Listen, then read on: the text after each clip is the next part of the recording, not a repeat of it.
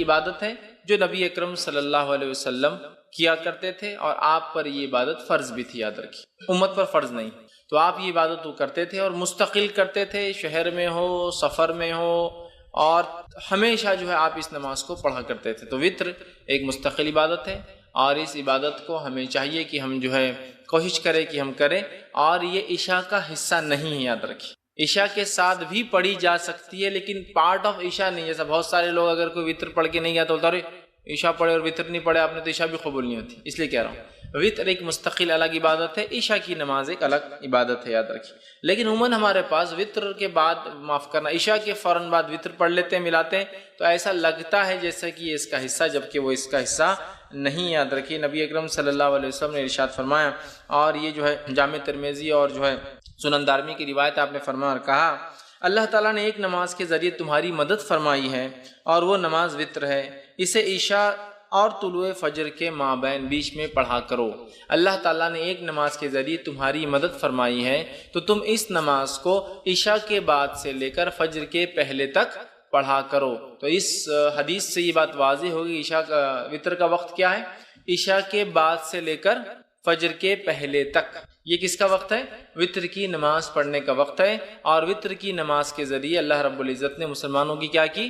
مدد فرمائی ہے، ہیلپ کی ہے، مطلب یہ بہت افضل نماز ہے، ہم کوشش کریں کہ اس نماز کو ہم پڑھا کریں، ٹھیک ہے۔ تو یہ نماز مستقل عبادت ہے، عشاء کے بعد بھی پڑھی جا سکتی ہے، لیکن عشاء کا حصہ نہیں ہے، اور عشاء سے لے کر فجر کے شروع ہونے سے پہلے تک اس نماز کو ایک انسان کبھی بھی ادا کر سکتا ہے۔ اسی طرح ابو داؤد کی روایت ہے، یہ اس کی فضیلت، اور اس میں تو پہلی روایت میں ایک فضیلت پتہ چلی اور ایک وقت بھی پتہ چلا۔ دوسری ایک روایت جو ابو داؤد کی ہے، ترمذی کی اور نسائی میں بھی یہ روایت آتی ہے، اس حدیث کے الفاظ اس طرح سے، نماز وطر تمہاری جو ہے، حضرت علی رضی اللہ عنہ فرماتے ہیں، اور ان کا قول اور بعد میں حدیث بھی اس کے اندر ہے، وہ فرماتے اور کہتے ہیں، نماز وطر تمہاری فرض نمازوں کی طرح حتمی تو نہیں، وطر کی نماز تم لوگوں کے لیے فرض تو نہیں جیسا کہ فرض نمازیں ہیں۔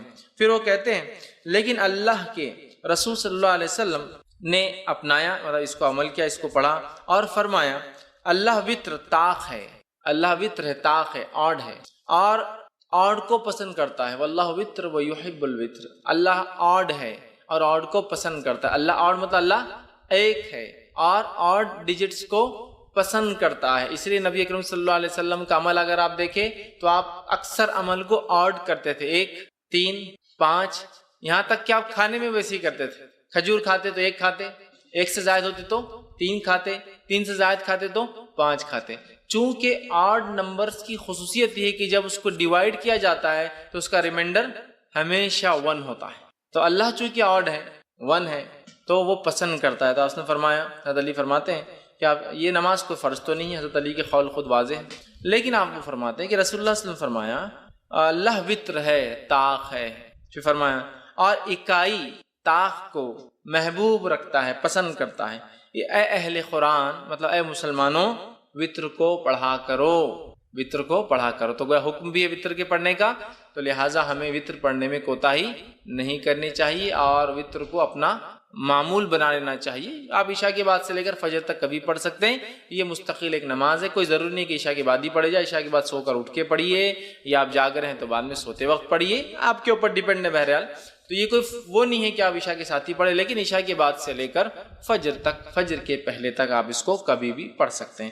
اسی طرح جو ہے ابو داؤد کی، نسائی کی، اور جو ہے ابن حبان، دارقطنی اور دیگر حدیثوں میں جو الفاظ آتے ہیں اس میں سے ایک لفظ یہ، الوطر حق، وطر حق ہے، مطلب وطر ضروری ہے، وطر کو پڑھا کرو، بلا وجہ چھوڑا نہ کرو، تاکید ہے۔ دوسری کی روایت نے فرمایا اور کہا، الوطر حق علی کل مسلم، وطر حق ہے ہر مسلمان کے اوپر، مطلب اے مسلمانوں، وطر تم پر حق ہے، جتنا ہو سکے وطر کو پڑھا کرو۔ تیسری روایت نے فرمایا اور کہا، الوطر حق ولیس بواجب، وطر حق ہے، ضروری ہے، لیکن واجب نہیں ہے، ٹھیک۔ تو یہاں دیکھیے نبی اکرم صلی اللہ علیہ وسلم تاکید کر رہے ہیں وطر کے تعلق سے، اور یہ تاکید کر رہے کہ وطر واجب نہیں ہے، لیکن اس کو پڑھا کرو، اس لیے کہ وہ حق ہے۔ تو اوپر کی روایتوں میں جو حق ہے کہ الفاظ بار بار آ رہے ہیں، اس سے یہ بات واضح ہے کہ وطر بڑی اہم نماز ہے، بلا وجہ سے چھوڑنا نہیں چاہیے، کوشش کرنا چاہیے کہ اس کو جتنا ہو سکے اتنا پڑھا جائے، لیکن یہ بات یاد رکھ لیجیے، نماز واجب نہیں، چونکہ آپ سب کی خود حدیث ہے، وطر حق ہے، لیکن یہ جو ہے واجب نہیں ہے، ضروری نہیں ہے، اور یہ بات میں اس لیے بھی رکھ رہا ہوں کہ بہت سارے لوگ یہ سمجھتے ہیں کہ اگر وطر نہ پڑے عشاء کے بعد تو عشاء نہیں ہوئی، اس لیے بھی رکھ رہا ہوں۔ وطر ایک مستقل الگ عبادت ہے، لیکن وہ عشاء کے ساتھ پڑھی جا سکتی ہے، لیکن وہ عشاء کا پارٹ نہیں ہے، اس کے نہ پڑھنے سے عشاء میں کوئی کمزوری نہیں آتی ہے، ٹھیک ہے، یہ بتانا میرا مقصود تھا۔ تو وطر کو پڑھنا چاہیے، یہ حق ہے، یہ ضروری ہے، بہت اہم ہے، لیکن یاد رکھیے واجب نہیں ہے۔ تو لہٰذا جو شخص استطاعت رکھتا ہو ضرور کوشش کرے کہ وطر کی نماز کو بھی وہ ادا کرے۔ اسی طرح جو ہے ابو داؤد اور مستدرک حاکم کی ایک روایت ہے، نبی اکرم صلی اللہ علیہ وسلم فرمایا کہا وطر حق ہے، اور جو شخص وطر نہیں پڑھتا ہے وہ ہم میں سے نہیں ہے۔ مطلب اس وطر کی اہمیت، وطر کی نماز کی اہمیت بتاتے ہوئے نبی اکرم صلی اللہ علیہ وسلم کیا فرما رہے ہیں؟ وطر کو پڑھا کرو، اس لیے کہ حق ہے، اور جو وطر نہ پڑھے وہ ہم میں سے نہیں ہے۔ مطلب یہ ہوا کہ بلا وجہ وطر کو نہیں چھوڑنا چاہیے، بلا وجہ وطر میں کوتاہی نہیں کرنا چاہیے، جتنا ہو سکتا ہے اتنا کوشش کر کے وطر کو ضرور ہم لوگ پڑھیں، لیکن یہ نماز واجب نہیں ہے۔ انشاءاللہ آگے میں اس کی تفصیلات رکھوں گا۔ خود اوپر کی ایک روایت میں وضاحت بالکل ہو گئی کہ وہ حق ہے لیکن واجب نہیں ہے، لیکن وہ اتنی اہم نماز ہے کہ زور دینے کے لیے، ایمفسائز کرنے کے لیے نبی کریم صلی اللہ علیہ وسلم فرمائے وہ حق ہے بول کر، جو وطر نہ پڑھے وہ ہم میں سے نہیں، مطلب بلا وجہ وطر کی نماز کو چھوڑنے والا ہم میں سے نہیں، مطلب وہ غلط کام کرتا ہے، اسے چاہیے کہ وطر کو ادا کیا کرے اگر طاقت استطاعت سہولت ہو تو۔ اسی طرح جو ہے نبی اکرم صلی اللہ علیہ وسلم فرماتے ہیں، یہ طبرانی کی دارقطنی کی روایت آپ نے فرما کہا، مسند احمد میں بھی یہ روایت آتی ہے، اور آپ نے فرما کہا تین چیزیں میرے لیے فرض ہے، تمہارے لیے تطوع کا لفظ یعنی سنت ہے۔ تین چیزیں میرے لیے واجب ہے، فرض ہے، میں اس کو کرتا ہوں، اور تمہارے لیے یہ چیز جو آپ سے فرماتے سنت ہے۔ کیا کیا ہے؟ قربانی، آپ نے فرمایا قربانی نبی کا فرض تھی، ہمارے لیے سنت ہے۔ دوسرا فرمایا نماز وطر، نماز وطر نبی اکرم صلی اللہ علیہ وسلم کے لیے فرض تھی، ہمارے لیے سنت ہے۔ اور تیسرا فرمایا فجر کے پہلے کی 2 رکعتیں، فجر کی 2 رکعت نماز، یہ دوسروں پر آپ نے فرمایا سنت ہے، مطلب تطوع ہے، لیکن میرے لیے یہ چیزوں کو اللہ نے واجب کر دیا، فرض کر دیا۔ تو اس سے بھی وطر کی اہمیت پتہ چلتی ہے کہ کتنی ہے۔ اسی طرح جو ہے نبی اکرم صلی اللہ علیہ وسلم کا جو معمول تھا وہ یہ تھا، آپ وطر کی نماز کو کبھی نہیں چھوڑتے تھے، آپ کو یہاں تک کہ سفر میں بھی وطر کی نماز پڑھتے ہوئے دیکھا گیا۔ مطلب وطر کی نماز کو نبی اکرم صلی اللہ علیہ وسلم نے اپنا معمول بنا دیا تھا، اور آپ سفر میں بھی، حالانکہ سفر میں قصر ہوتا ہے، جمع بھی ہو سکتی ہے، نمازیں ملائی بھی جا سکتی ہے، 2 نمازیں فجر اپنے وقت پر ظہر اثر ایک ساتھ پڑھ سکتے ہیں آپ، چاہے ظہر کے وقت میں چاہے اثر کے وقت میں، مغرب عشاء ایک ساتھ پڑھ سکتے ہیں، چاہے مغرب کے وقت میں چاہے عشاء کے وقت میں، تو گویا 3 وقت میں 5 نمازیں ہوتی ہے، اور اس میں بھی قصر کا آپ کو موقع ہے، مطلب نمازیں ہاف ہو جاتی ہے۔ فجر 2 کی 2 رکعت ہوتی ہے فرض، ظہر کی 4 کی 2 ہو جاتی ہے، عصر کی 4 کی 2 ہو جاتی ہے، مغرب کی 3 ہوتی ہے، اور عشاء کی 4 کی 2 ہو جاتی ہے۔ مطلب فرض میں بھی قصر ہے، لیکن نبی اکرم صلی اللہ علیہ وسلم نے اس حالت میں بھی جو ہے وطر کو پڑھا، وطر کو پڑھا۔ تو وطر کی نماز اس سے پتہ چلتا ہے بڑی اہمیت کے حامل ہے۔ اب وطر کی نماز کیا ہے، اس کا حکم کیا ہے؟ سنت ہے، واجب ہے، موقدہ؟ جیسے ہمارے پاس جو عموماً چلانے واجب الوطر بولتے ہیں، وہ کیوں؟ وہ جو حدیث میں نے اس سے پہلے آپ کے سامنے رکھی کہ جو وطر نہ پڑے وہ ہم میں سے نہیں ہے، تو اس سے پتہ چلا رہی ہے تو بہت اہم ہے، ورنہ مسلمان نہیں ہے وہ شخص۔ لیکن علماء لکھتے ہیں یہ وضاحت کے لیے ہے، اہمیت بتانے کے لیے ہے، لیکن یہ اسلام سے خارج نہیں ہوتا کوئی وطر کی وجہ سے، ٹھیک ہے؟ تو یہ واجب نہیں، بلکہ اس کے تعلق سے صحیح قول یہ کہ وطر کا پڑھنا سنت موقدہ ہے، واجب نہیں، یاد رکھ، اس لیے کہ ہمارے پاس اور خاص طور سے حنفی مسلک میں فرض الگ چیز ہے، واجب الگ چیز ہے، جبکہ ہمارے نزدیک یہ ہے کہ فرض اور واجب ایک ہی چیز ہے، یاد رکھیں، فرض اور واجب کی اہمیت ایک جیسی ہو۔ تو بہرحال وہ کہتے واجب ہے، ٹھیک ہے، ہم کہتے واجب نہیں، سنت موقدہ ہے، سنت موقدہ، اور یہی قول جمہور علماء کا، یاد رکھیے۔ اور نبی اکرم صلی اللہ علیہ وسلم کی ایک حدیث میں نے آپ کے سامنے پہلے رکھ بھی دی تھی۔ اسی طرح ایک اور روایت ہے جو میں نے پہلے آپ کے سامنے رکھی تھی، جس میں آپ نے فرمایا اور کہا کہ یہ جو ہے آپ فرماتے نہیں سوائے اس کے تطوع یعنی سنت نفل پڑھے، مطلب وطر کی نماز یہ جو ہے یہ سنت ہے، سنت موقدہ ہے۔ ایک رات نے فرمایا مجھ پر فرض ہے اور تم لوگوں پر تطوع، تم لوگوں پر کیا ہے؟ سنت ہے، تم لوگوں پر یہ نماز فرض نہیں ہے۔ تو اس سے پتہ چلا یہ نماز واجب نہیں بلکہ سنت موقدہ ہے، ٹھیک ہے۔ اسی طرح امام مالک جو ہے اور مسند احمد کے اندر روایت آتی ہے، عبادہ بن صامت رضی اللہ عنہ اس کے راوی فرماتے اور کہتے ہیں کہ جس کے اندر آپ صلی اللہ علیہ وسلم نے فرمایا کہ یہ تطوع، یہ نماز سنت ہے، نہ کہ تم پر فرض، تو بلکہ یہ جس کو ہم کہیں گے عام زبان میں سنت موقدہ جو کہتے ہیں نا، ایسی سنت جس کو نبی اکرم صلی اللہ علیہ وسلم نے ہر حال میں کرنے کی کوشش کی، یہ نماز ایسی ہے، یاد رکھیے وطر۔ اب وطر کی نماز کا وقت کب شروع ہوتا ہے اس کے تعلق سے دیکھ لیتے ہیں.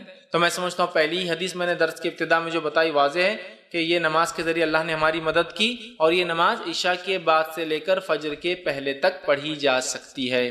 ٹھیک، تو اس کا وقت شروع ہوتا ہے عشاء کے بعد سے فجر کے طلوع مطلب فجر کے شروع ہونے سے پہلے تک، مطلب اس کو عام زبان میں کہوں تو عشاء کے بعد سے سحر کے وقت کے ختم ہونے تک. چونکہ سحر کا وقت ختم ہوتا ہے تو فجر شروع ہو جاتی ہے، تو اس کا وقت رات میں عشاء کے بعد سے لے کر سحر کے شروع ہونے کے پہلے تک ہے. تو ہم لوگ کوشش کریں کہ اس عمل کو جو ہے اگر ہم کرنا چاہتے ہیں تو عشاء کے بعد سے لے کر فجر کے پہلے تک کر سکتے ہیں. ابو داؤد، ترمذی اور ابن ماجہ کی روایت ہے، آپ صلی اللہ علیہ وسلم فرمایا کہا اسے نماز عشاء اور طلوع فجر کے مابین پڑھو. عشاء کے بعد اور طلوع فجر کے شروع ہونے کے بیچ میں کہیں آپ اس نماز کو پڑھ سکتے ہیں، یاد رکھیں. ٹھیک ہے، اسی طرح جو ہے آپ صلی اللہ علیہ وسلم فرماتے ہیں، اور صحیح بخاری اور صحیح مسلم کی متفق علیہ روایت آپ نے فرمایا کہا نبی اکرم صلی اللہ علیہ وسلم رات کے ہر حصے میں نماز وتر ادا فرمائی، ابتدائی حصے میں بھی، وسط شب میں بھی، اور رات کے آخری حصے میں بھی. اور یہ روایت حضرت عائشہ سے ہے کہ حضرت عائشہ فرماتی کہ آپ صلی اللہ علیہ وسلم وتر کی نماز عشاء کے بعد بھی پڑھتے تھے، اس کے بعد سے لے کر نماز رات کے کسی بیچ کے حصے میں بھی پڑھتے تھے، اور اس کے علاوہ رات کے آخر حصے میں بھی پڑھا کرتے تھے. تو اس سے پتہ چلا کہ وتر کی نماز عشاء کے بعد سے لے کر فجر کے پہلے تک کبھی بھی پڑھی جا سکتی ہے، اور نبی اکرم صلی اللہ علیہ وسلم نے عشاء کے بعد سے لے کر فجر کے پہلے تک پڑھا. اسی طرح ایک دوسری روایت صحیح بخاری اور صحیح مسلم کی آپ نے فرمایا اور کہا، اور آپ صلی اللہ علیہ وسلم نے جن دنوں میں وفات پائی، مطلب یہ روایت بھی عائشہ فرماتی ہے اور کہتی ہے اس روایت میں کہ جن دنوں میں نبی اکرم صلی اللہ علیہ وسلم وفات پائی ان دنوں میں آپ آخری حصے سحر کے وقت وتر کو پڑھا کرتے تھے. اس سے کیا پتہ چلا؟ آپ صلی اللہ علیہ وسلم عشاء کی بعد بھی پڑھتے، بیچ میں پڑھتے، اور آخر وقت میں، لیکن آپ نے کیا کیا، اس کو آخر وقت میں اللہ کے رسول اس کو سحر کے وقت پڑھا کرتے تھے. اسی طرح جو ہے نبی اکرم صلی اللہ علیہ وسلم کا جو ہے ایک حکم ہے، حدیث ہے جو صحیح بخاری صحیح مسلم کی روایت آپ نے فرمایا کہا صبح ہونے سے پہلے پہلے وتر کو پڑھ لو. مطلب صبح ہونے سے پہلے پہلے تک وتر کو ہم کو پڑھ لینا چاہیے. تو پتہ چلا وتر عشاء کے بعد سے لے کر فجر کے پہلے تک کبھی بھی آپ پڑھ سکتے ہیں، اور نبی اکرم صلی اللہ علیہ وسلم نے اس کو عشاء کے بعد سے لے کر فجر تک کبھی بھی پڑھا. اور اس کو ہم کہیں گے عشاء کے بعد بھی پڑھی جا سکتی ہے، لیکن آخر وقت میں پڑھنا افضل ہے، سحر کے وقت میں پڑھنا افضل ہے. اس لیے کہ انسان سوتا ہے، سو کر اٹھتا ہے، اٹھنے کے بعد پھر نفل نمازیں مطلب تہجد پڑھتا ہے، اور تہجد کے بعد اگر وتر پڑھتا ہے تو یہ افضل ہے، یاد رکھیے. اب آپ کہیں گے خالی وتر کو رات میں کیوں اٹھنا ہے؟ تو تہجد ہی پڑھنا، لیکن میں تہجد انشاءاللہ آخری میں رکھوں گا وہ حصہ. تو یہ جو وتر کو ہم کہہ رہے ہیں آخری وقت میں پڑھنا افضل ہے، اس سے مراد ہے آخری وقت میں انسان رات میں اٹھے، تہجد کی نماز پڑھے، تہجد کے بعد اپنی وتر پڑھ لے. صحیح مسلم کی روایت ہے، ماں عائشہ رضی اللہ عنہا سو جاتی تھی، آپ سب ان کو اٹھاتے تھے اور کہتے عائشہ اٹھ اور وتر پڑھ لے، مطلب تہجد ادا کر، اور تہجد ادا ہونے کے بعد اپنی وتر کی نماز. چونکہ عموماً صحابہ آخر وقت میں وتر پڑھتے تھے، چاہے تہجد کے وادی تھے، لہٰذا چونکہ تہجد ایک بہت افضل عمل ہے، یاد رکھیے بہت افضل، نفل نمازوں میں سب سے افضل نماز ہے یہ، تو لہٰذا وہ لوگ روکے رکھتے تھے اپنی نماز کو وتر کو، اور تہجد میں اٹھتے تھے، تہجد میں اٹھنے کے بعد وتر پڑھتے تھے. تو اللہ کے رسول صلی اللہ علیہ وسلم ماں عائشہ کو اٹھاتے تھے تاکہ وہ اپنی وتر ادا کرے، مطلب تہجد پڑھ لے اور اس کے بعد وتر بھی ادا کرے. تو یاد رکھیے یہ آخری وقت افضل ہے، لیکن کوئی ضروری نہیں ہے. آپ کو ڈر ہے، خدشہ ہے رہ جائیں گی، نہیں پڑھ پاؤں گا، تو بہرحال پہلے بھی پڑھ سکتے ہیں. اسی طرح جو ہے جامع ترمذی، ابن ماجہ اور مسند احمد کی روایت ہے، نبی اکرم صلی اللہ علیہ وسلم فرمایا کہا تم میں سے جس شخص کو یہ اندیشہ ہو کہ وہ رات کے آخری حصے میں نہیں جاگ سکیں گا تو اسے چاہیے کہ رات کے پہلے حصے میں ہی وتر پڑھ لے. جس کو ایسا لگے کہ میں رات میں نہیں اٹھ سکتا ہوں تو اسے چاہیے کہ وتر پہلے پڑھ لے، مطلب عشاء کے بعد پڑھ لے. پھر فرماتے اور کہتے ہیں پڑھ لے. اور جسے آخر رات میں خیام کا شوق ہو اور طمع ہو کہ وہ کرے، خیام کرے، اس کو شوق ہو، اس کو لگا ہو، اسے چاہیے کہ وہ رات کے آخری حصے میں، جس کو ڈر ہو یا میں اٹھ نہیں پاؤں گا، شک ہو رہا ہے، یا میں روز پڑھتا ہوں تہجد لیکن آج جاگا بہت دیر تک تو اٹھ نہیں پاؤں گا، یا پھر میں روز بھی نہیں اٹھ پاتا ہوں تہجد کے لیے، بس عشاء ہو جاتی ہے، فجر کو اٹھتا ہوں تو بیچ میں نہیں اٹھ پاؤں گا، تو پھر وہ عشاء کی بات پڑھ لے. ایسا نہیں، جس کو شوق ہے، رات کی نماز پڑھنا چاہتا ہے، تہجد پڑھنا چاہتا ہے، تو پھر کیا کرے، وہ وتر کو روکے رکھے، تہجد کے بعد اس کو ادا کرے. اسی طرح صحیح مسلم کی روایت ہے، نبی اکرم صلی اللہ علیہ وسلم فرمایا اور کہا بے شک رات کے آخری حصے کی نماز میں فرشتے آتے ہیں اور یہی افضل ہے. رات کے آخر حصے میں نماز کے وقت فرشتے حاضر ہوتے اور یہ افضل ہے، تو پتہ چلا تہجد کو آخر وقت میں پڑھنا، سحر کے وقت پڑھنا، فجر سے پہلے پڑھنا افضل ہے، اور اسی طرح وتر کو بھی سحر کے آخر وقت میں پڑھنا، یا رات کا آخری حصہ تیسرا پہر ہوتا ہے جس سے فجر پھر شروع ہو جاتی ہے، اس کے بعد اس سے پہلے پڑھنا افضل ہے، چونکہ اس وقت فرشتے حاضر ہوتے ہیں۔ تو اسی سے میں نے کہا افضل تو آخر حصے میں ہے، لیکن عشاء کے بعد بھی فوراً اسے ادا کیا جا سکتا ہے، یاد رکھیے فوراً ادا کیا جا سکتا ہے۔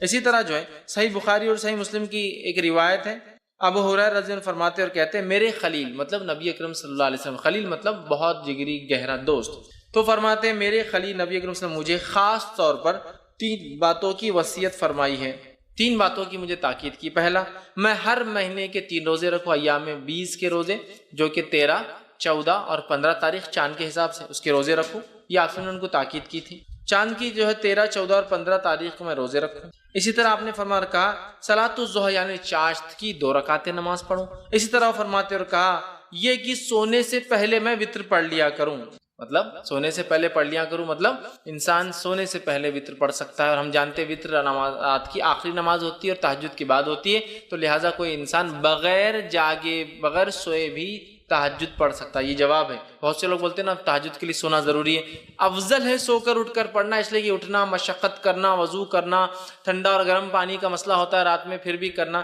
یہ افضل لیکن ضروری نہیں ہے، یاد رکھیں۔ بہت سے لوگ بولتے ہیں ارے تم تو سوئی نہیں تو تہجد کیسے پڑھیں گے؟ آپ نے کیا فرما رہے ابو ہریرہ رضی اللہ عنہ کو کہ سونے سے پہلے وتر پڑھ لینا، مطلب اگر تم سونے کا ڈر ہو کہ صبح نہیں اٹھ پاؤں گے تو وتر پڑھ کر سونا، اور صحابہ ظاہر سی بات ہے تہجد کی بھی عادی تھے، یہ تو کوئی جلدی بھی پڑھ سکتا ہے تہجد، یاد رکھیے، یا پھر بغیر سوئے کی بھی رات بھر جاگ لیا کسی کاز کی کسی وجہ سے، ریزن کی وجہ سے، تو پھر میں تہجد پڑھ کر سو سکتا ہوں، ٹھیک ہے۔ اب ایک انسان نے تہجد کی نیت، مطلب مثال کے طور پر آج اس نے ارادہ کیا کہ میں سو جاتا ہوں، اس لیے کہ تہجد کا ارادہ نہیں۔ اب اگر رات کے آخر حصے میں نیند جاگ گئی، سمجھ لیجئے رمضان کا مہینے میں عموماً ہم لوگ وتر کا بھی اہتمام تہجد کا بھی کرتے ہیں، اب یہ سوچا کہ رات میں تو وتر پڑھ لی اور سو گیا، اب تہجد میں اٹھا تو وتر تو آخری نماز ہونا چاہیے رات کی، وتر نماز آخری ہونا چاہیے رات کی، تو اب میں کیا کروں؟ کیا میں ڈبل وتر پڑھوں رات میں اٹھ کے؟ مطلب میں نے وتر پڑھا اور سو گیا، بہت سے لوگ سوال کرتے ہیں ہم وتر پڑھ کے سو جاتے ہیں پھر کیا کریں؟ تو وتر پڑھ کر اگر آپ سو گئے ہیں اور رات میں نیند ہوشیار ہو جائے اور تہجد پڑھنا چاہے تو آپ صرف تہجد پڑھیں گے، وتر کو آپ ڈبل نہیں پڑھیں گے، اس لیے کہ ایک رات میں 2 وتر نہیں ہو سکتی ہے۔ اس تعلق سے آپ سن کی حدیث ہے ابو داؤد جامع ترمذی اور نسائی کی جو ہے سنن نسائی کی روایت ہے، آپ نے فرمایا کہا ایک رات میں 2 وتر نہیں ہوتی۔ دوسری ایک روایت نے فرمایا جو کہ بخاری کی حدیث فرمایا رات کی اپنی آخری نماز وتر کو بناؤ، وتر کو رات کی آخری نماز بناؤ، مطلب وتر تہجد کے بعد پڑھی جانا چاہیے، لیکن اگر کوئی شخص اس ڈر سے وتر پڑھ کر سو جائے کہ میں صبح شاید نہیں اٹھ پاؤں گا اور سو جائے اور پھر نیند ہوشیار ہو جائے تہجد کے وقت، تو اسے وتر کو نہیں پڑھنا ہے، صرف تہجد پڑھنا ہے۔ لیکن کوئی انسان اس کو روز کا معمول نہ بنا دے کہ روز تہجد پڑھتا ہے لیکن وتر پڑھ کے سو جاتا ہے پھر تہجد کرتا ہے، روز کا معمول نہیں۔ اگر میں روز اٹھ کر تہجد پڑھنے کا عادی ہوں تو پھر میں وتر کو اپنی آخری نماز بناؤں گا۔ ایک غلط فہمی جو ہوتی ہے ہندوستان پاکستان میں یہ بھی ہے کہ اس کو عشاء کا حصہ سمجھتے ہیں، تو عشاء کے بعد پڑھ کے سو جاتے ہیں، پھر تہجد میں اٹھتے ہیں، تہجد پڑھ کے پھر اس میں ایک وتر پڑھتے ہیں، کیونکہ حدیث میں نا 11 رکعتیں پڑھتے تھے تو پھر کیا کرتے پھر سے ایک وتر پڑھتے، تو ایک رات میں 2 وتر نہیں ہوتی، وتر کو آخری نماز بنانا ہے۔ تو جس کو ڈر ہے کہ صبح نہیں اٹھ پائیں گا اور وہ پڑھ کر سو جائے اور اٹھ جائے کبھی کبھار تو وہ تہجد پڑھ لے سکتا ہے، لیکن روز جو تہجد پڑھتا ہے وہ شخص جو اپنے وتر کو روکے رکھیں گا، پھر رات میں اٹھیں گا، تہجد ادا کریں گا، تہجد کی ادا کرنے کے بعد پھر وہ اپنی وتر کی نماز کو ادا کریں گا۔ اس بات کو ہم یاد رکھیں چونکہ اسے آخری نماز بنانا چاہیے، اور اگر کوئی سو جائے پڑھ کر اٹھ جائے تو پھر وتر دہرانے کی ضرورت نہیں ہے، صرف وہ تہجد کی نماز پڑھ لے۔ ایک غلط فہمی یہ بھی ہوتی ہے کہ وتر پڑھ کے سو گئے، نیند ہوشیار ہوئی، تہجد نہیں پڑھ سکتے، بولے وتر آخری تھی نا اب اکاؤنٹ کلوز ہو گیا تو تہجد بھی نہیں پڑھتے، ویسا نہیں ہے، کبھی کبھار آپ اٹھ جاتے ہیں، موقع ہے تو پڑھ لیجئے، وتر کو آپ کو پھر دہرانے کی لیکن ضرورت نہیں، یاد رکھیے۔ اب اسی طرح میں روز اٹھتا ہوں رات میں تہجد پڑھتا ہوں، یا آج میں نے نیت کی کہ میں تہجد میں اٹھ کے وتر پڑھوں گا تو میں نے وتر کو اٹھا کے بازو رکھ دیا آج رات، اب میں سو گیا، اب جب اٹھا تو فجر کی اذان ہو گئی، مطلب فجر ہو گئی، اب کیا کروں؟ تو کیا میری وطر کی قضا ہوگی؟ چلو تہجد تو چلے گی، چھوڑو، چونکہ تہجد کا مسئلہ نہیں، لیکن وطر تو بڑی اہم نماز تھی۔ تو یاد رکھیے وطر کی نماز ایک ایسی نماز ہے جس کی قضا نبی اکرم صلی اللہ علیہ وسلم ثابت ہے۔ چونکہ آپ اتنا پڑھتے تھے، کثرت سے پڑھتے تھے، ہمیشہ پڑھتے تھے، سفر میں پڑھتے تھے، گھر پر پڑھتے تھے، کہ آپ نے اس کی قضا بھی کی۔ اور اس تعلق سے ایک روایت ہے جو ابو داؤد، مسند احمد اور جو مستدرک حاکم کی حدیث، آپ نے فرمایا جو شخص وطر سے سویا رہ جائے، مطلب ارادہ تھا اٹھ کے پڑھوں گا لیکن سو گیا، روز پڑھتا تھا سو گیا، یا آج نیت کر کے وطر نہیں پڑھی کہ تہجد پڑھوں گا اور میں سو گیا، تو آپ فرماتے جو شخص وطر سے سویا رہا، سو جائے یا بھول جائے، اب یاد ہی نہیں رہی آج وطر پڑھا نہیں پڑھا، مطلب جاگتا تو رہا لیکن بھول گیا، بھول جائے تو وہ انہیں صبح کے وقت یا پھر جب یاد آ جائے پڑھ لے۔ تو پھر وہ شخص اسے صبح کے وقت اور جب یاد آ جائے، حالانکہ وطر کب پڑھنا ہے؟ صبح سے پہلے، فجر سے صبح چالو ہو جاتی ہے، فجر سے پہلے پڑھنا ہے، لیکن جو شخص سویا رہا یا بھول گیا وہ کیا کرے؟ وطر کو صبح پڑھ لے یا جب یاد آ جائے جب پڑھ لے۔ اس سے پتہ چلا وطر کی نماز کی قضا ہو سکتی ہے، لیکن روز کا معمول نہیں ہو سکتا ہے۔ جیسے روز فجر چھوٹتی تو اس کی قضا کرتے، وطر روز چھوڑ کے نہیں ہو سکتا ہے۔ لیکن اگر چھوٹ جائے آدھی آدمی کی، آج ارادہ کر کے سویا تھا کہ تہجد پڑھوں گا، وطر چھوڑ دیا تھا، تو پھر صبح نیند ہوشیار ہونے کے بعد وطر پڑھ لے، چاہے فجر میں اٹھے وقت ہو تو پڑھ لے، پھر فجر کی نماز پڑھے، یا فجر کا وقت ہے تو پھر فجر پڑھ لے، اور اس کے بعد سورج نکلنے کا اگر نکلنا شروع ہوگا تو انتظار کرے، اور نکلنے کے بعد صبح میں پڑھ لے۔ تو اس سے پتہ چلا وطر کی نماز کو قضا بھی کیا جا سکتا ہے، لیکن معمول نہ ہو، بلکہ جو ہمیشہ پڑھتا اور چھوٹ جائے تو، ورنہ آپ جو ہمیشہ ہی کریں گے اس کی قضا ویسا نہیں، یہ فرائض میں سے نہیں، یاد رکھ، ٹھیک ہے۔ لیکن میں نے آج نیت کیا کہ وطر پڑھوں گا، مطلب تہجد پڑھوں گا، وطر پڑھوں گا، یا میں روز تہجد پڑھتا ہوں اور وطر پڑھتا ہوں اور آج بھول گیا، تو اس کی قضا ہو سکتی ہے، یاد رکھ، ٹھیک ہے۔ اب آئیے وطر کی رکعتیں کتنی ہیں، وطر کی نماز سے کتنی رکعتیں ہوں؟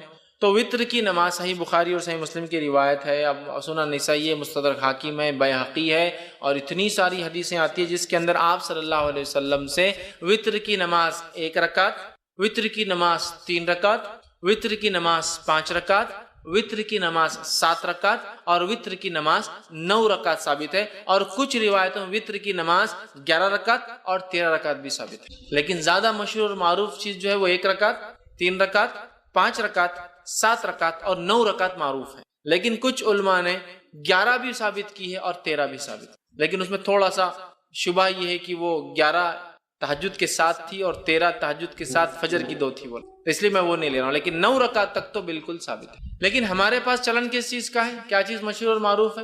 ہم لوگوں کے پاس جو ہے 3 رکعت مشہور اور معروف، کوئی ایک پڑھ لے تو بھی وہ خارج ہو جاتا ہے، مطلب دھکے دھکے پر لوگ اسلام سے خارج ہو جاتے ہیں، مسلک سے خارج ہو جاتے ہیں، بے دین ہو جاتے ہیں۔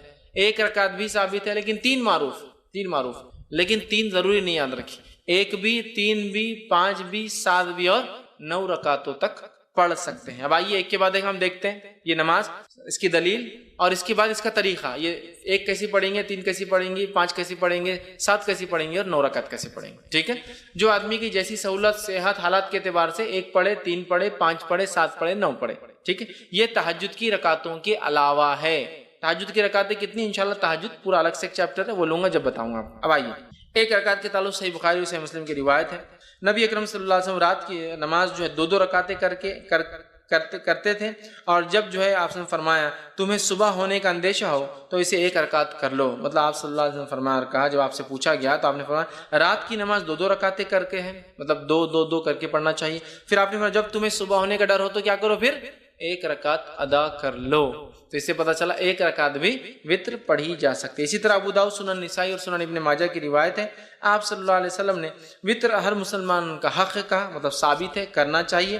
جو شخص 5 رکعتیں پڑھنا چاہے وہ 5 پڑھ لے، جو شخص 3 پڑھنا چاہے پسند کر 3 پڑھ لے، اور پھر جو صرف 1 ہی وطر پڑھنا چاہے تو 1 ہی پڑھے۔ اس حدیث میں کتنے لفظ آگے؟ 5 پڑھنا چاہے 5 پڑھے، 3 پڑھنا چاہے 3 پڑھے، 1 ہی پڑھنا چاہے تو 1 ہی پڑھے۔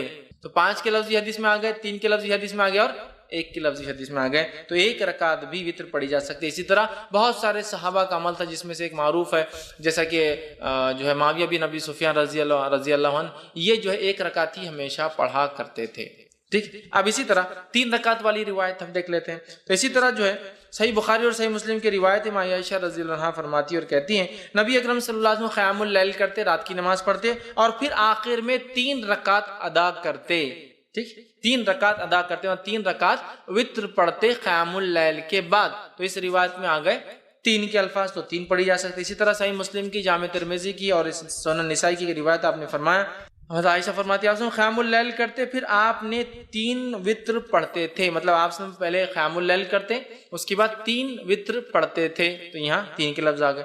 اسی طرح نبی اکرم صلی اللہ علیہ وسلم 5 رکعت بھی ثابت ہے جو میں نے آپ کے سامنے رکھی، جیسا کہ صحیح بخاری کی روایت ہے اور صحیح مسلم میں بھی روایت متفق علیہ. حضرت عائشہ رضی اللہ عنہا فرماتی ہے آپ نے فرمایا کہا کہ نبی اکرم صلی اللہ علیہ وسلم رات کو 13 رکعتیں پڑھا کرتے تھے اور ان میں سے 5 وتر ہوتے اور آپ صلی اللہ علیہ وسلم ان 5 وتر کے مابین بیٹھتے تھے، بیٹھتے نہ تھے بلکہ صرف آخر میں تشہد کرتے تھے. ٹھیک، تو اس سے پتہ چلا کہ جب کوئی انسان وتر پڑھے اور 1 رکعت پڑھتا ہے تو ظاہر سے 1 رکعت کے بعد وہ قاعدہ کرے گا. 3 رکعت پڑھتا ہے تو تیسری رکعت میں قاعدہ کریں گا، صرف وتر میں صرف تیسری رکعت میں قاعدہ کریں گا. اور اس حدیث میں آ رہا ہے 5 پڑھتے اور صرف 5ویں رکعت میں قاعدہ کرتے. 1 پڑھے تو 1 میں قاعدہ ہوگا، 3 پڑھے تو آخری رکعت میں تیسری میں قاعدہ، اور 5 پڑھے تو کب کرنا قاعدہ آپ کو؟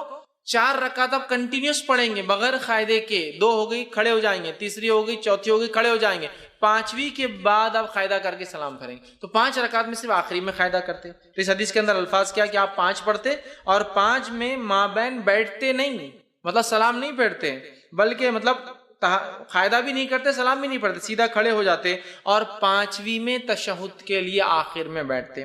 اسی طرح 7 رکعت والی روایت آئیے دیکھتے ہیں. سنن نسائی کی، ابن ماجہ، مسند احمد کی روایت ہے.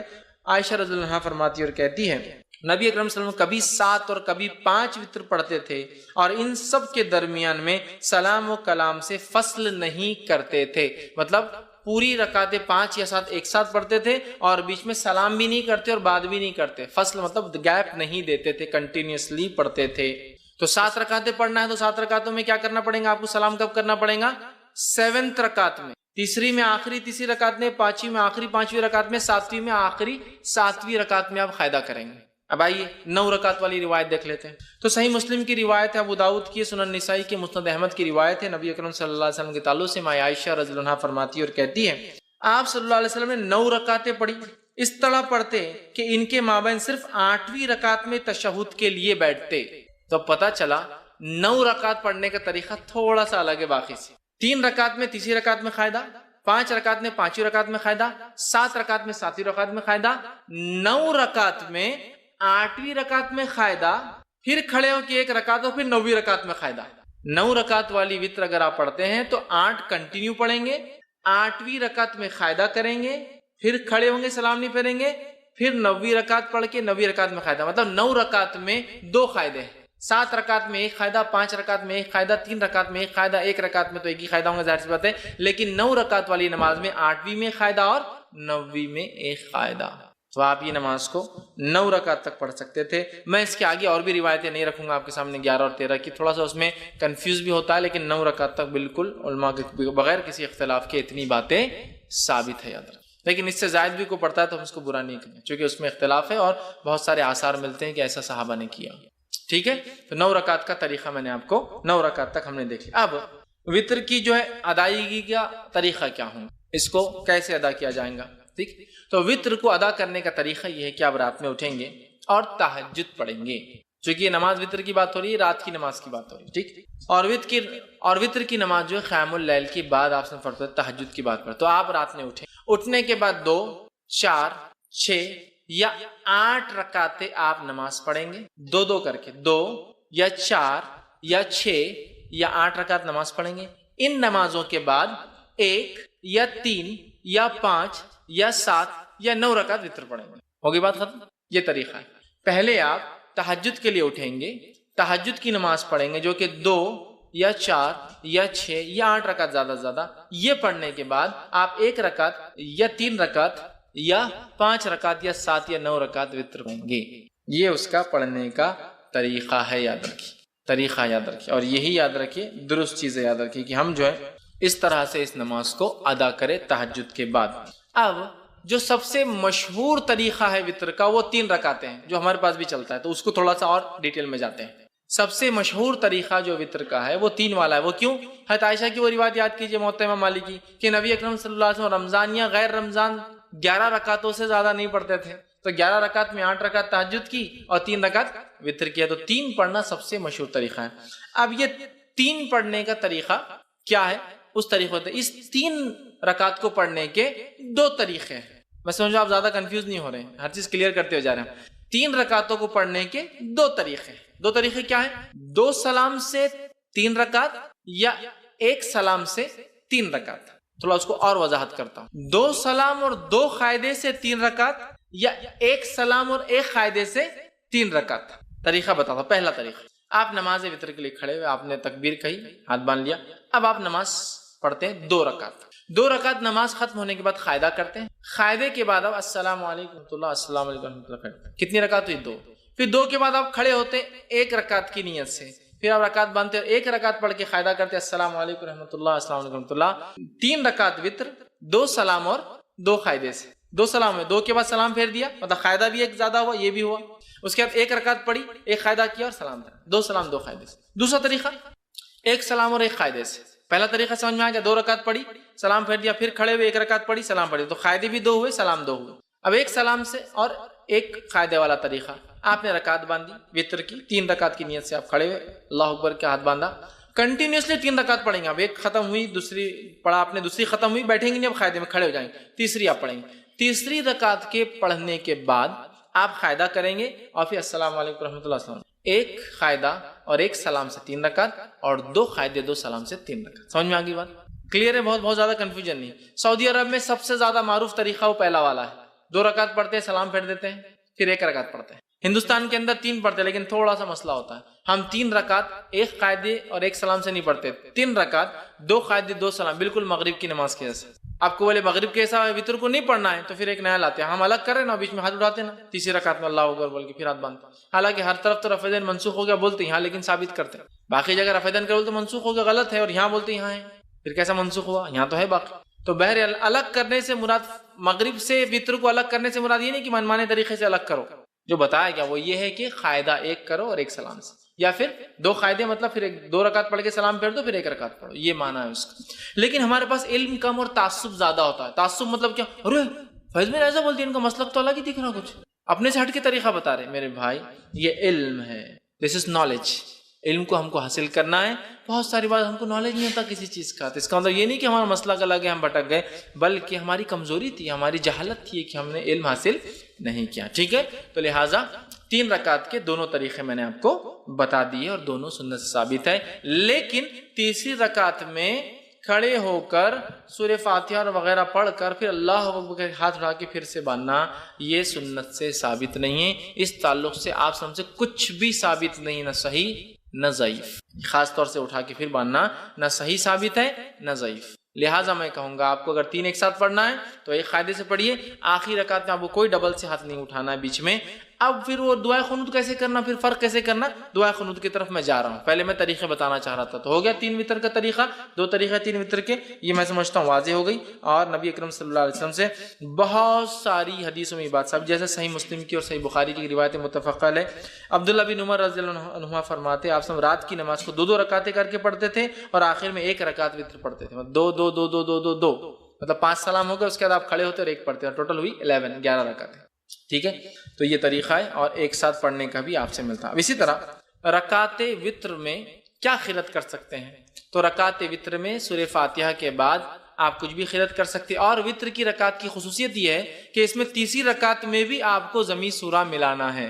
دوسری نمازوں میں آپ صرف پہلی 2 رکعتوں میں کرتے ہیں نا, نفل چھوڑ کر, جیسا آپ فرائض وغیرہ میں. اس میں آپ کو جیسا آپ نفل نماز پڑھتے ہیں, ہر رکعت میں آپ کو سورہ فاتحہ کے بعد ضمی سورہ, ہر رکعت میں ملانا ہے, 3 ہو 5 ہو 7 ہو, ہر رکعت میں سورہ فاتحہ و ضمی سورہ ملانا ہے, یاد رکھیے. تو آپ جو آپ کو سہولت ہو, سورہ فاتحہ کے بعد آپ وہ ضمی سورہ ملائیں. لیکن اگر کوئی خاص سنت نبی کرم صلی اللہ علیہ وسلم کیا پڑھتے تھے, تو اگر خاص سنت جاننا ہے تو ابو داؤد, نسائی اور ابن ماجہ کی روایت ہے, نبی اکرم صلی اللہ علیہ وسلم, جس میں حضرت عائشہ فرماتی نبی اکرم صلی اللہ علیہ وسلم تہجد جب پڑھتے, اس کے بعد وتر پڑھتے, تو سورہ فاتحہ کے بعد پہلی رکعت میں سبح اسم ربک الاعلی سورہ اعلیٰ تلاوت کرتے, دوسری رکعت میں قل یا الکافرون تلاوت کرتے ہیں, اور تیسری رکعت میں قل هو اللہ احد تلاوت کرتے ہیں. تو اگر خاص سنت آپ کو فالو کرنا ہے تو سبح اسم ربک الاعلی, ٹھیک, سورہ جو اعلیٰ, اس کے بعد سورہ کافرون, اس کے بعد سورہ اخلاص. ٹھیک, ایک روایت میں یہ بھی ملتا ہے کہ نبی اکرم صلی اللہ علیہ وسلم آخری رکعت میں سورہ اخلاص, سورہ فلق اور سورہ ناس تینوں ملا کر پڑھتے تھے. تو آپ چاہیں تو یہ بھی کہیں سورہ فلق, سورہ اخلاص, قل اللہ احد, قل اعوذ برب فلق اور برب الناس، تینوں آپ پڑھتے تھے، یہ روایت بھی ملتی ہے۔ لیکن اگر آپ کو یہ سب یاد بھی نہیں تو آپ کو جو پڑھنا ہے پڑھیے، اسلام آپ کو روکتا نہیں۔ پہلی رکعت میں سورہ اخلاص پڑھ لیجیے، دوسری رکعت میں سورہ فلق پڑھیے، تیسری رکعت سورہ ناس، کو مسئلہ نہیں، چونکہ آپ کو یہ اگر تین یاد ہے۔ لیکن جس کو یاد ہو اور چاہتا ہے کہ سنت کی اتباع کرے تو یہ اچھا ہے کہ وہ سورہ اعلیٰ، سورہ کافرون، سورہ اخلاص۔ لیکن یہاں ایک چیز واضح کر دوں، اس کے علاوہ بھی امام پڑھے تو اس میں کوئی حرج اور غلطی نہیں، ورنہ بہت سے لوگ آتے ہیں ہاں تمہارا منہج غلط دکھ رہا تھوڑا، اس میں کیا ہے، پڑھ سکتا ہے آدمی۔ بہت سارے لوگ ایسے ہوتے ہیں کہ ذرہ برابر سورہ بھی الگ ہو تو بولتے تم نے گڑبڑ کی کچھ تبھی۔ جو سہولت ہو قرآن کا، جو حصہ آسان ہو وہ پڑھے، لیکن کوئی اگر اتباع کرنا چاہتا ہے کہ نبی کیا پڑھتے تھے آپ سب یہ پڑھتے تھے، لیکن ضروری نہیں ہے، قرآن کا جو یاد ہے آپ کو پڑھ سکتے ہیں تو آپ یہ پڑھتے۔ اور ایک روایت میں آتا ہے کہ آپ آخری رکعت میں سورہ اخلاص، سورہ فلق اور سورہ ناس تینوں کی تلاوت کیا کرتے تھے۔ اسی طرح آپ صلی اللہ علیہ وسلم کے تعلق سے مسند احمد، نسائی اور ابن ماجہ کی روایت آتی ہے کہ نبی اکرم صلی اللہ علیہ وسلم 3 رکعت وتر سے فارغ ہونے کے بعد سلام پھیرتے، سلام پھیرنے کے بعد 3 مرتبہ یہ الفاظ ادا کرتے، سلام کے بعد سبحان الملک القدوس، 3 بار یہ الفاظ ادا کرتے، سبحان الملک القدوس، سبحان الملک القدوس، سبحان الملک القدوس، یہ 3 بار پڑھتے۔ اور ایک روایت میں آتا ہے کہ نبی اکرم صلی اللہ علیہ وسلم سبحان الملک القدوس 2 بار آہستہ پڑھتے اور تیسری بار تیز پڑھتے، مطلب جس کو حضرت عائشہ فرماتی ہم سن سکتے تھے، مطلب 2 بار پڑھتے سبحان الملک القدوس، سبحان الملک القدوس، سبحان الملک القدوس 3 بار۔ اور اس میں بھی آتا ہے کہ روایت میں جب آپ آخری بار تیز پڑھتے تو یوں پڑھتے کہ القدوس کو لمبا کھینچتے، سبحان الملک القدوس لمبا کھینچتے۔ تو یہ بھی طریقہ ہے، وتر پڑھ لیا آپ نے، اس کے بعد آپ سبحان الملک القدوس، سبحان الملک القدوس، سبحان الملک القدوس لمبا کھینچتے اس کو، یہ پڑھ سکتے۔ اسی طرح ایک روایت اور آتی ہے دارقطنی کی، اس میں اضافی الفاظ یہ کہ نبی اکرم صلی اللہ علیہ وسلم سبحان الملک القدوس کہنے کے بعد یہ بھی کہتے ہیں رب الملائکۃ والروح۔ سبحان الملک القدوس کا معنی ہوتا ہے پاک ہے وہ بادشاہ صاحب قدوس، ٹھیک۔ اسی طرح رب الملائکۃ والروح جو رب ہے فرشتوں کا اور جبرائیل کا، یہ بھی آپ اضافہ کیا کرتے تھے۔ تو اگر آپ کو یہ بھی پڑھنا ہے تو ہمارے پاس یہ عموماً ہر 4 رکعت تراویح کے بعد پڑھتے ہیں یہ، اور بہت لمبا لمبا پڑھتے ہیں، اس میں اور بھی اضافہ ہے، ٹھیک ہے۔ لیکن یہ تو وتر کے بعد ثابت ہے، 3 بار سبحان الملک القدوس، 2 آہستہ 1 تیز، اور آخر کا کھینچتے ہوئے ذرا لمبا کرتے ہوئے قدوس، ٹھیک ہے۔ اس کے بعد رب الملائکۃ والروح، یہ بھی آپ اس کے ساتھ اضافہ کر سکتے ہیں۔ اب دعائے قنوت پہ آ جاتے ہیں۔ دعائے قنوت اس کی حیثیت کیا ہے، پڑھنا اور نہیں پڑھنے کا کیا معاملہ ہے، اور کب پڑھا جائے گا۔ دعائے قنوت یہ وتر کی نماز کا میں پڑھنا ضروری نہیں ہے، یہ پہلے کلیئر کر دیں۔ بہت سے لوگ وتر نہیں پڑھتے کہ دعائے قنوت یاد نہیں ہے، تو کلیئر کر دیتا ہوں۔ دعائے قنوت کا وتر میں پڑھنا ضروری نہیں ہے، یہ ایک سہولت ہے، اللہ نے مدد کی اس نماز سے، تو اس سہولت کا فائدہ اٹھائے جو اٹھانا چاہتا ہے، لیکن کمپلسری نہیں ہے۔ دونوں باتیں سمجھ میں آ رہی ہیں؟ میں ٹریول کر رہا ہوں، مجھے پرمیشن ہے کہ میں 10-20 کلو سامان لے جا سکتا ہوں، لیکن میں نہیں لے جا رہا ہوں، سہولت تو ہے، میں نہیں اٹھا رہا ہوں فائدہ، لیکن سہولت ہے، ضروری نہیں۔ کیوں میں کہہ رہا ہوں، میں یہ نہیں کہہ رہا ہوں مت پڑھو، میں یہ کہہ رہا ہوں بہت سارے لوگ یہ دعا یاد نہیں ہے بول کے نماز ہی نہیں پڑھتے، تو نماز مت چھوڑو، یہ تو مستقل عبادت ہے، دعا اس کا ایک پارٹ ہے، لیکن کمپلسری پارٹ نہیں۔ اٹیچ ہو جائے تو بھی چلے گا، ڈیٹیچ نہیں بھی اٹیچ ہوگا، نکال بھی دیا جائے تو بھی چلتا ہے۔ تو یہ دعا کی کیا حیثیت ہے دعائے قنوت کی؟ پڑھے تو اچھی بات ہے، نہ پڑھنے سے انشاءاللہ کوئی فرق نہیں پڑتا آپ کی وتر پر، نماز پر، ٹھیک ہے۔ تو اسے پڑھنے کی دعائے قنوت کے 2 طریقے ہیں، 2 طریقے، دونوں طریقے بہرحال جو انسان چاہے اس پہ عمل کر سکتا۔ دعائے قنوت رکوع سے پہلے اور دعائے قنوت رکوع کے بعد۔ پہلے تو کلیئر کر دیا میں دعائے قنوت پڑھنا کمپلسری نہیں، لیکن پڑھ سکتا۔ دعائے قنوت رکوع سے پہلے اور دعائے قنوت رکوع کے بعد، اس کا طریقہ کیا ہے؟ آپ نے رکعت باندھی، سورہ فاتحہ، ضمی سورہ ملایا، ٹھیک ہے، مطلب یہ آخری رکعت کی بات کر رہا ہوں میں، آخری رکعت مطلب آپ تیسری رکعت میں اٹھے، مطلب یہ دعائے قنوت آپ جب پڑھیں گے تو وتر کی آخری رکعت میں پڑھیں گے، 1 پڑھے تو اس کے اندر 3 پڑھے تو تیسری میں، 5 پڑھے تو 5ویں میں، 7 پڑھے تو 7ویں میں، 9 پڑھے تو 9ویں رکعت میں ہوں گا۔ تو آپ کھڑے ہوئے تیسری رکعت کی، سمجھو انڈیا پاکستان ہم 3 رکعتیں پڑھتے، تیسری رکعت میں کھڑے ہوئے آپ، ٹھیک، تو تیسری رکعت میں آپ کھڑے ہوئے، تیسری رکعت میں کھڑے ہونے کے بعد سورہ فاتحہ پڑھی آپ نے، سورہ فاتحہ پڑھنے کے بعد ضمی سورہ ملایا، ضمی سورہ ملانے کے بعد اب آپ کیا کریں گے؟ دعائے قنوت اپنی شروع کر دیں گے، ٹھیک۔ اس کے لیے خاص ہاتھ اٹھا کر واپس باندھنا یہ سنت سے ثابت نہیں ہے، اللہ اکبر کہنا بھی سنت سے ثابت نہیں ہے، ہاتھ اٹھانا بھی ثابت نہیں ہے۔ تو آپ سورہ فاتحہ پڑھی اور سمجھو 3 رکعت میں آپ سورہ اخلاص پڑھ رہے، سمجھے آخری سورہ اخلاص پڑھی، اور اس کے بعد آپ اللہم اہدنی فیمن ہدیت، اور وہ دعا آپ اس کے بعد شروع کر دیں گے پڑھنا، یہ ایک طریقہ۔ دوسرا طریقہ، آپ تیسری رکعت میں کھڑے ہوئے، سورہ فاتحہ ضمی سورہ ملایا، اللہ اکبر کہہ کے رکوع میں گئے، رکوع سے اٹھا سمیع اللہ لمن حمیدہ ربنا لک الحمد حمدا کثیرا طیبا مبارکا فیہ، اللہم دینی فی من ہدیت وعافینی فی من عافیت اب آپ یہاں سے وہ دعا شروع کر دیں گے اور اس کے بعد پھر دعا ہونے کے بعد سیدھا سجدے میں چلے جائیں. تو یہ دعا دو جگہ کی جا سکتی ہے، قیام میں اور رکوع کے بعد. اس میں افضل قیام میں کرنا ہے، اس میں افضل قیام میں کرنا ہے. گو رکوع کے بعد بھی کی جا سکتی. امام بخاری نے ایک باب ہی باندھ دیا اپنی کتاب میں کہ قنوت، وتر میں قنوت رکوع سے پہلے اور رکوع کے بعد، مطلب قیام میں اور رکوع کے بعد دونوں ہی درست ہے، لیکن افضل کیا ہے؟ قیام میں کر لے آپ، یہ زیادہ افضل ہے. اس لیے کہ نبی اکرم صلی اللہ علیہ وسلم نے فرمایا، حدیث جو ہے نسائی کی اور ابن ماجہ کی ہے، ابی بن کعب رضی اللہ عنہ فرماتے کہتے ہیں نبی اکرم صلی اللہ علیہ وسلم رکوع جانے سے پہلے دعائے قنوت پڑھا کرتے تھے. رکوع میں جانے سے پہلے دعائے قنوت پڑھا کرتے تھے. تو اس سے میں کہہ رہا ہوں رکوع سے پہلے پڑھ لینا یہ افضل ہے. اب اس میں کیا، اس میں ہاتھ اٹھایا جائے؟ تو ہاں، آپ اس میں چاہے تو ہاتھ باندھ کر بھی کر سکتے ہیں قنوت اور ہاتھ اٹھا کر، چونکہ دعا میں ہاتھ اٹھانا یہ سنت، یہ ادب ہے، تو آپ ہاتھ اٹھا کے بھی کر سکتے ہیں. لیکن ہاتھ اٹھانے کے بعد چہرے پر ہاتھ پھیر کر پھر رکوع میں جانا یہ درست نہیں ہے، اس لیے کہ کسی بھی دعا کے بعد چہرے پر ہاتھ پھیرنے والی روایت ابو داؤد کی ضعیف ہے. تو آپ کو عام دعا میں بھی بہت سے لوگ دعا پڑھ کے ہاتھ پھیرتے ہیں، نہیں، درست ثابت نہیں سنت سے.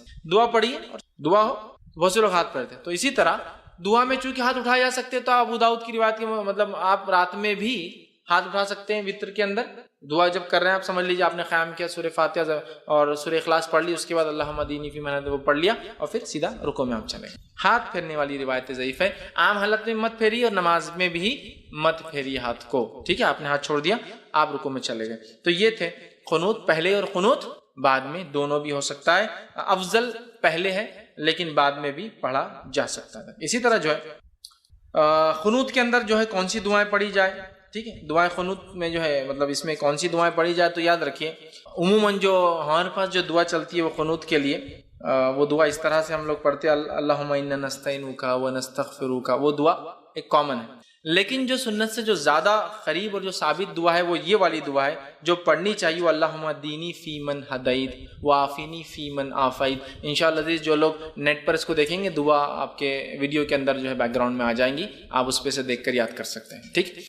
تو یہ دعا زیادہ بہتر ہے. اور وہ اللہم انا نستعینک وہ جو دعا ہے اس کے تعلق سے ایک روایت آتی ہے کہ اللہ کے رسول وہ فجر کی قنوت میں پڑھا کرتے تھے. وہ دعا وطر کی قنوت میں نہیں، وطر کی دعا نہیں تھی، وہ فجر میں کرتے تھے. جب قنوت نازلہ آپ کبھی فجر میں پڑھتے تو یہ پڑھتے، اور جب وطر میں پڑھتے تو یہ پڑھتے. اس لیے کہ حضرت حسن کو اللہ کے رسول صلی اللہ علیہ وسلم نے یہ قنوت خود سکھایا تھا، اللہم دینی فی من ہدیت والا. سمجھ رہے؟ اب بہت سے لوگوں کو یہ یاد ہوتا ہے اللہم دینا فی من ہدیت، وہ جمع کا صیغہ ہے، لیکن اصل حدیث میں الفاظ دینی کے ہیں، اللہ میرے لیے ہدایت اور میرے لیے. لیکن جب وہ اجتماعی میں عالم کرتا ہے تو دینا کر دیتا ہے، اللہ ہمارے لیے، ٹھیک؟ لیکن اصل کے حدیث کے الفاظ تو دینی والا ہی ہے، پورا سنگولر ہی ہے وہ دعا، پلورل میں نہیں ہے وہ دعا جو سکھائی گئی، ٹھیک ہے؟ تو یہ دعا جو ہے زیادہ بہتر یہ ہے انشاءاللہ. اور بہت سارے علماء نے یہ بھی کہا کہ اللہم دینی فی من ہدیت بھی کوئی چاہے تو پڑھ لے، اللہم انا نستعینک یہ دعا بھی چاہے تو پڑھ لے، دونوں ملا کے پڑھ لے، کوئی مسئلہ نہیں. سمجھ رہے ہیں بات کو؟ یہ بھی پڑھ لے یہ بھی پڑھ لے، دونوں میں کوئی مسئلہ نہیں. لیکن زیادہ جو بات پتہ چلتی ہے محدثین کے اقوال سے وہ یہ ہے کہ آپ سب وطر میں یہ پڑھتے تھے اور فجر کے قنوت نازلہ میں یہ والی اللہم انا نستعینک ونستغفرک یہ دعا جو ہے فجر کے قنوت. لیکن اگر کوئی پڑھنا چاہے تو دونوں بھی ملا کر پڑھ سکتا ہے، ٹھیک ہے؟ تو میں سمجھتا ہوں دعا کی بھی وضاحت ہو گئی. ایکسٹرا فائدین اس کے اندر نہیں ہے، آپ کو صرف ڈائریکٹ آپ نے کیا دعا کر لینا، ایسا کیجئے یا مطلب ہاتھ کھول کے کیجئے، ہاتھ باندھے ہوئے میں کیجئے، رکوع سے پہلے مطلب قیام میں کر لیجئے، رکوع کے بعد آپ دعا کیجئے، ساری چیزیں بہرحال ثابت ہے. اور دونوں بھی قنوت میں نے آپ کے سامنے رکھ دی. قنوت چونکہ دعا ہے، دعا ہاتھ اٹھائی جا سکتی ہے اور یہ قنوت زیادہ قریب ہے سنت سے. لیکن یہ بات بھی پتہ چلتی ہے کہ آپ نے فجر میں وہ پڑھا، لیکن کچھ علماء لکھتے ہیں دونوں بھی درست ہے پڑھ لینے میں انشاءاللہ، کیوں حرج؟ اس لیے کہ یہ قنوت ہے اور قنوت ہے، دعا ہے، آپ کبھی پڑھ سکتے ہیں. تو لہٰذا وہ کہتے ہیں دونوں پڑھ لو، کوئی مسئلہ نہیں انشاءاللہ، ٹھیک ہے؟ تو یہ تھا اس کا طریقہ اور دعا. اب اسی طرح جو ہے دعائے قنوت ہمیشہ مانگنا ضروری نہیں ہے، کوئی اس کا پارٹ نہیں ہے، آپ کر سکتے تو کیجئے، نہ بھی کرنے سے انشاءاللہ عزیز کوئی فرق نہیں ہوتا ہے. اب اسی طرح جو ہے یہ تھا وطر کی رکعتیں، اس کا طریقہ، اس کی اہمیت اور اس کے تعلق سے کچھ باتیں. ہو سکتا ہے کچھ باتیں بچ گئی ہو تو سوال جواب میں انشاءاللہ میں اس کو کور کروں گا. اب آئیے تہجد کی طرف تھوڑا سا. تہجد کے تعلق سے کچھ بات دیکھ لیتے. سب سے پہلے تہجد کے فضائل میں دیکھیے قرآنی آیت بھی اور احادیث بھی موجود ہے. اتنا وقت نہیں کہ میں تمام چیزیں لوں، مختصر رکھتا ہوں آپ کے سامنے. سب سے پہلی چیز تو اللہ رب العزت سورہ بنی اسرائیل، یہ سورہ اسراء سورہ نمبر 17 آیت نمبر 79 کے اندر فرماتا ہے، 79 کے اندر فرماتا ہے اور کہتا ہے وَمِنَ اللَّيْلِ فَتَهَجَّدْ بِهِ نَافِلَةً لَكَ.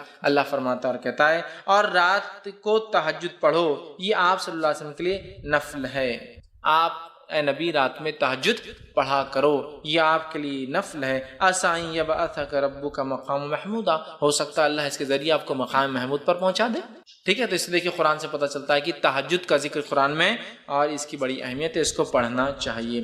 اسی طرح دوسرے مقام پر سورہ بنی اسرائیل میں اللہ نے آگے فرمایا کہا بے شک اللہ سے ڈرنے والے متقی لوگ باغوں اور چشموں میں ہوں گے، وہاں ان نعمتوں کو پائیں گے جو ان کا رب انہیں دے گا. بے شک وہ اس سے پہلے نیکوکار تھے، وہ راتوں کو بہت کم سوتے تھے اور بوقت سحر اللہ تعالیٰ سے بخشش طلب کرتے تھے. رات کو اٹھ کر مومنوں کی صفت ہے، رات کو اٹھ کر اپنے رب سے بخشش طلب کرتے تھے، اس لیے کہ رات کا آخری پہر وہ پہر ہوتا ہے جس میں اللہ رب العزت آسمانی دنیا پہ نزول کرتا ہے اور ایک ندا اور آواز لگائی جاتی ہے. یہ صرف رمضان کے لیے خاص نہیں ہے، سارے سال ہوتا ہے کوئی مغفرت کا طلب کرنے والا میں معاف کرنے والا ہوں، ہے کوئی مانگنے والا میں دینے بیٹھا ہوں. صحیح مسلم کی روایت ہے. بہت سی بار یہ رمضان میں لوگ پیش کرتے ہیں روز کی، اور بہت سی بار یہ روایت کو لوگ شب برات کے لیے پیش کرتے ہیں. یہ روز کی ہے، روز اللہ آسمانی دنیا پہ فرسٹ جس کو کہیں گے اسکائی پر آتا ہے اور ایک ندا آواز لگائی جاتی ہے کوئی مانگنے والا تو میں دینے والا. سمجھ رہے بات؟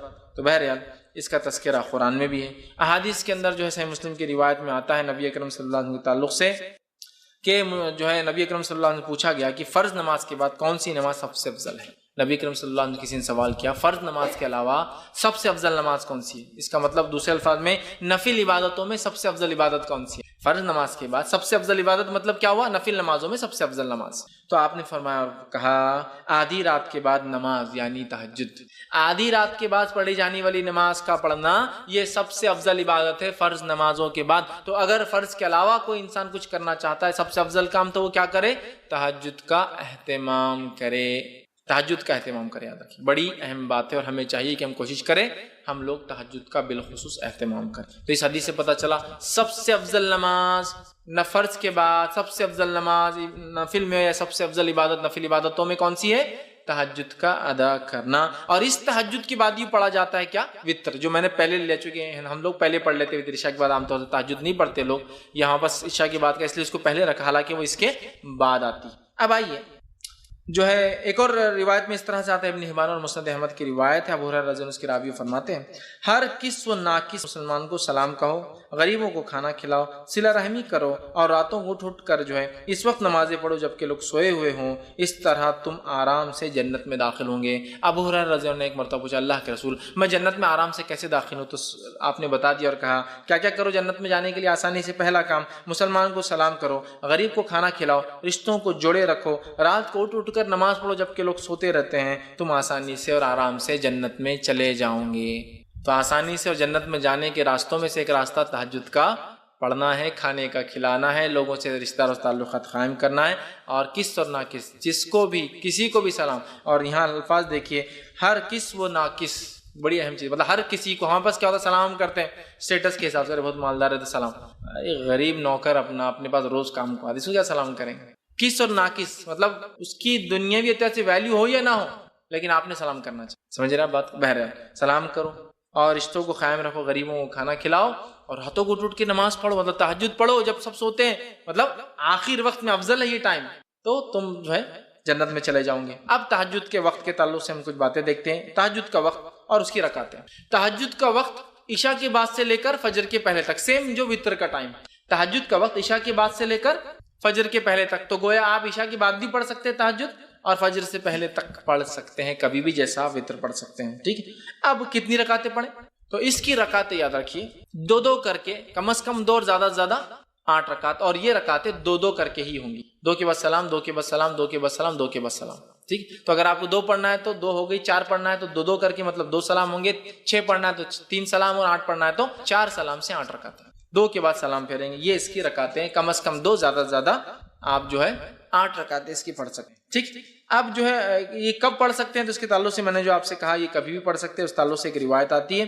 یہ روایت جو ہے صحیح بخاری اور صحیح مسلم کی ہے، نبی اکرم صلی اللہ علیہ وسلم کے تعلق سے آتا ہے اور روایت میں آتا ہے رات کے جس حصے میں تم چاہو نبی اکرم صلی اللہ علیہ وسلم کو نماز پڑھتے ہوئے دیکھ سکتے ہو، اور جس حصے میں چاہو آپ کو سوتے ہوئے دیکھ سکتے ہو۔ مطلب آپ صلی اللہ علیہ وسلم اس نماز کو رات کے کسی بھی حصے میں پڑھتے ہیں۔ صحابی کہتے ہیں کبھی ہم کو آپ پڑھتے ہوئے دکھتے، کبھی نہیں دکھتے، کبھی عشاء کے بعد دکھتے، کبھی بیچ میں دکھتے، کبھی آخری رات میں دکھتے۔ جس حصے میں چاہو آپ نماز پڑھتے ہوئے دکھتے ہیں، جس حصے میں چاہو آپ سوتے ہوئے دکھتے ہیں۔ مطلب کبھی ایک وقت نماز پڑھتے ہیں ایک حصے میں، دوسرے دن اس حصے میں نہیں پڑھتے، کبھی اور پڑھتے ہیں۔ تو ایک بار آج سمجھ لیجیے مثال فار ایگزامپل 1 بجے آپ جاگتے ہوئے دکھ رہے ہیں تو کل 1 بجے جاگتے ہوئے نہیں دکھیں گے آپ۔ تو ایک حصے میں دیکھو تو نماز پڑھتے ہیں، ایک حصے میں دیکھو تو آپ نماز نہیں پڑھتے ہیں۔ مطلب آپ صلی اللہ علیہ وسلم عشاء کے بعد سے لے کر فجر تک اس کو پڑھا کرتے ہیں۔ اسی طرح صحیح بخاری کی روایت میں عائشہ فرماتی اور کہتی ہیں کہ آپ صلی اللہ علیہ وسلم اس وقت قیام فرماتے ہیں جب مرغ کی آواز سنتے۔ مطلب نبی اکرم صلی اللہ علیہ وسلم اس کو ہر وقت پڑھتے، لیکن خاص طور سے کب پڑھتے؟ رات کا تیسرا پہر۔ اور مرغ یاد رکھیے رات میں لاز بالکل سحر کے وقت آواز دیتا ہے، اور آپ کی حدیث ہے جب مرغ بانگ دے تو اسے برا مت کہو، اس لیے کہ وہ تو فرشتوں کو دیکھ کر بانگ دیتا ہے، لہٰذا جب مرغ بانگ دے تو اللہ سے دعا کرو، اس لیے کہ اس وقت فرشتے حاضر ہوتے۔ اور مرغ یاد رکھیے کبھی بھی، وہ شروعات میں تو کبھی بھی دیتا ہے وہ، لیکن جب سیکھ لیتا ہے تو وہ آپ دیکھیں گے رات میں 3 بجے سے یا کم از کم وہ سحر کے وقت شروع کرتا ہے تو فجر کے پہلے تک دیتا ہے۔ وہ شروع ہوتا ہے کیا مرغا بانگ دے دے کہ بور کر رہا ہے نا، وہ بور نہیں کر رہا، وہ آپ کو اشارہ کر رہا ہے کہ اب فرشتے آنے کا وقت ہے، فرشتے آ رہے ہیں، دیکھو آ رہے ہیں، اعلان ہو رہا ہے، اب جا رہے ہیں نا۔ جیسا کوئی بڑا منسٹر ہے آپ کے گھر اور آپ کو کسی نے بلایا نا گھر پہ، کتنا آپ کو برا لگے گا، میرے کو نہیں بلایا اور ابا نے دیکھو مل لی خود ہی منسٹر صاحب سے اور فلاں ہو گیا۔ تو فرشتے حاضر ہوتے ہیں نا، ان کی حاضری کا وقت ہے، تو مرغ تو اعلان کر رہا ہے بھائی آ جائیے، الارم ہے، اٹھ کے فائدہ اٹھا لیجیے۔ تو بہرحال اس کو برا مت کہو، فرشتوں کو دیکھ کر بانگ لگاتا ہے، ٹھیک ہے۔ بہرحال تو آپ خاص طور سے آخر وقت میں پڑھتے تھے، لیکن پڑھا کبھی بھی جا سکتا ہے، ٹھیک ہے۔ اور آخر وقت میں کیوں پڑھنا چاہیے اس کو افضل میں نے کیوں کہا؟ آئیے اس تعلق سے صحیح ستہ کی ہر کتاب میں، بخاری، مسلم، ابو داؤد، نسائی، سنن ابن ماجہ، ترمذی، سب میں آتی روایت، حدیث کے الفاظ ہے جب رات کا تہائی حصہ باقی رہ جاتا ہے، 1/3، اس لیے میں نے کہا تہائی، تیسرا حصہ، تہائی حصہ باقی رہ جاتا ہے تو جو ہمارا بزرگ اور برتر پروردگار اللہ تعالیٰ آسمانی دنیا یعنی پہلے آسمان پر اترتا ہے اور کہتا ہے، ایک ندا لگائی جاتی ہے، کوئی مجھ سے دعا کرنے والا ہے میں اس کی دعا قبول کروں گا، کوئی سوال کرنے والا ہے میں اس کا سوال پورا کروں گا، کوئی ہے جو بخشش چاہتا ہے میں اس کو بخش دوں گا، ٹھیک ہے۔ یہ آواز لگائی جاتی ہے، اور یہ آواز ہر روز رات کے تیسرے پہر ندا اور آواز لگا، سبحان اللہ۔ یہ کوئی شب برات کے لیے خاص نہیں ہے، اور یہ کوئی رمضان کے لیے خاص نہیں، ایوری نائٹ، ہر رات ہم اللہ سے دعا کر کے منوا سکتے اپنے رب کو، اس لیے کہ اللہ ہم سے بہت قریب ہوتا ہے پہلے آسمان، اور آواز لگاتا ہے بھائی میں خاص سننے آیا ہوں، بتاؤ ہے کوئی مانگنے والا؟ تو یہ بہت خاص وقت ہے، اور میں نے دیکھا ہے بہت سارے لوگوں نے اس کا تجزیہ کیا ہے، ان اوقات میں مانگی گئی دعا کبھی رد نہیں ہو، چونکہ اسپیشلی آدمی اٹھ کر یہ دعا کرتا ہے، اور اللہ نہیں ہونے والے کام بھی لوگوں کے، بہت سارے لوگ بولتے ہیں دعا کب کرنا، ہم نے افضل وقت کیا ہے؟ تو میں کہتا ہوں رات کے تیسرے پہر اٹھیے، تہجد کی نماز پڑھیے، وتر قائم کیجیے، اور پھر اپنے رب سے خوب دعا۔ یہ سب سے بہترین وقت ہے اللہ کو سنانے کا، اس لیے کہ اللہ خود اس وقت کہتا ہے کوئی مجھ سے مانگنے والا میں دینے بیٹھا ہوں، ہے کوئی سوالی میں اس کے سوال کو پورا کروں گا، ہے کوئی مغفرت کا طلب کرنے والا آج مغفرت کر۔ تو ایوری ڈے ہمارے لیے مغفرت کا دن ہو سکتا ہے اگر ہم فائدہ اٹھانا چاہیں تو۔ اسی طرح جو ہے نسائی کی روایت ہے، سنن نسائی کی، مستدرک حاکم کی ہے کہ نبی اکرم صلی اللہ علیہ وسلم فرماتے ہوئے کہتے ہیں رات کے آخری حصے میں بندہ اپنے رب کے سب سے زیادہ قریب ہوتا ہے۔ کیوں سب سے زیادہ قریب ہوتا ہے؟ اس لیے کہ ان کا رب پہلے آسمان پہ آ جاتا ہے، تو بندہ سب سے قریب ہے۔ ویسے تو بندہ ہمیشہ اللہ سے قریب ہے، اس کا رب اسے سنتا ہے، لیکن یہ اور قربت کا وجہ ہے کہ اللہ رب العزت پہلے آسمان پہ آ جاتا ہے نا، قربت اور نزدیک ہو جاتی ہے، اس لیے خوب مانگنا چاہیے۔ صحیح بخاری اور صحیح مسلم کی روایت آپ نے فرمان کہا اللہ تعالیٰ کو سب سے محبوب نماز داؤد علیہ السلام کی نماز ہے۔ آگے ان کی نماز کی کیفیت بیان کرتے فرماتے اور کہتے ہیں وہ رات کے نصف حصے سوتے، ہاف پارٹ جو ہے سوتے تھے، اور تہائی رات نماز پڑھتے تھے، 1/3 نماز پڑھتے تھے، ہاف سوتے تھے، 1/3 جو ہے مطلب ہاف 50% سوتے تھے، 33% نماز میں ڈالتے تھے۔ جو فرماتے ہیں